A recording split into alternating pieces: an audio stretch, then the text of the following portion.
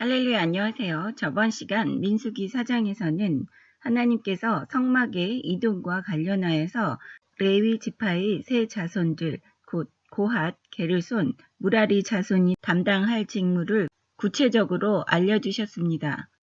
이것은 현재를 살고 있는 우리들도 이동을 한다든지 이사를 할 경우에는 하나님 앞에 기도로서 어떠한 방식대로 우리가 행동을 해야지 되는지를 여쭤봐야지 된다는 것을 의미하는 것입니다.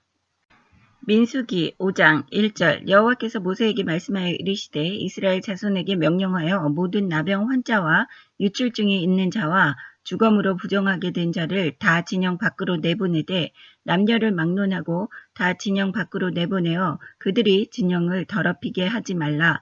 내가 그 진영 가운데에 거하느니라 하시매 이스라엘 자손이 그같이 행하여 그들을 진영 밖으로 내보냈으니 곧 여호와께서 모세에게 이르신 대로 이스라엘 자손이 행하였더라. 여호와께서 모세에게 말씀하여 이르시되 이스라엘 자손에게 이르라. 남자나 여자나 사람들이 범하는 죄를 범하여 여호와께 거역함으로 죄를 지으면 그 지은 죄를 자복하고 그 죄값을 온전히 갚되 5분의 1을 더하여 그가 죄를 지었던 그 사람에게 돌려줄 것이요 만일 죄값을 받을 만한 친척이 없으면 그 죄값을 여호와께 드려 제사장에게로 돌릴 것이니 이는 그를 위하여 속죄할 속죄의 승량과 함께 돌릴 것이니라. 이스라엘 자손이 거제로 제사장에게 가져오는 모든 성물은 그의 것이 될 것임이라. 각 사람이 구별한 물건은 그의 것이 되나니 누구든지 제사장에게 주는 것은 그의 것이 되느니라.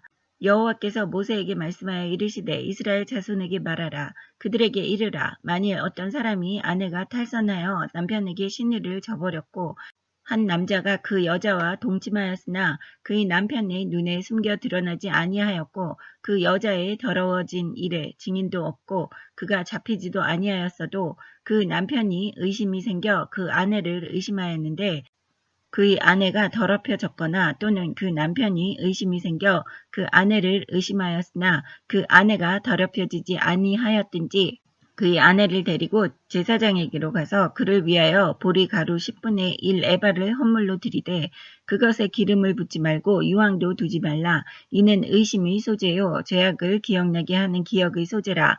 제사장은 그 여인을 가까이 오게 하여 여호와 앞에 세우고 토기에 거룩한 물을 담고 성막 바닥에 티끌을 취하여 물에 넣고 여인을 여호와 앞에 세우고 그의 머리를 풀게 하고 기억나게 하는 소재물 곧 의심의 소재물을 그의 두 손에 두고 제사장은 저주가 되게 할 쓴 물을 자기 손에 들고 여인에게 맹세하게 하여 그에게 이르기를 네가 네 남편을 두고 탈선하여 다른 남자와 동침하여 더럽힌 일이 없으면 저주가 되게 하는 이 쓴 물의 해독을 면하리라.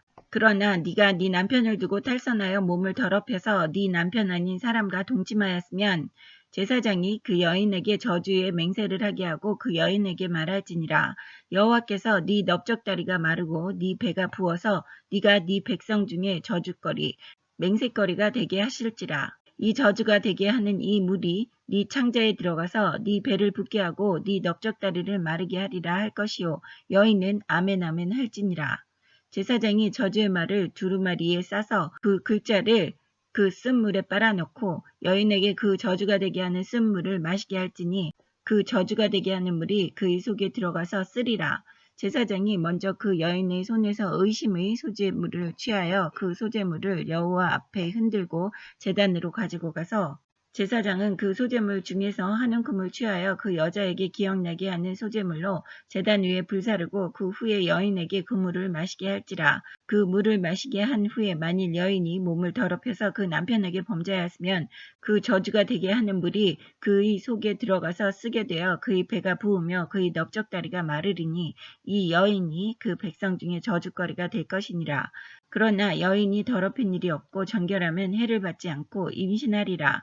이는 의심의 법이니 아내가 그의 남편을 두고 탈선하여 더럽힌 때나 또는 그 남편이 의심이 생겨 자기 아내를 의심할 때에 여인을 여호와 앞에 두고 제사장이 이 법대로 행할 것이라.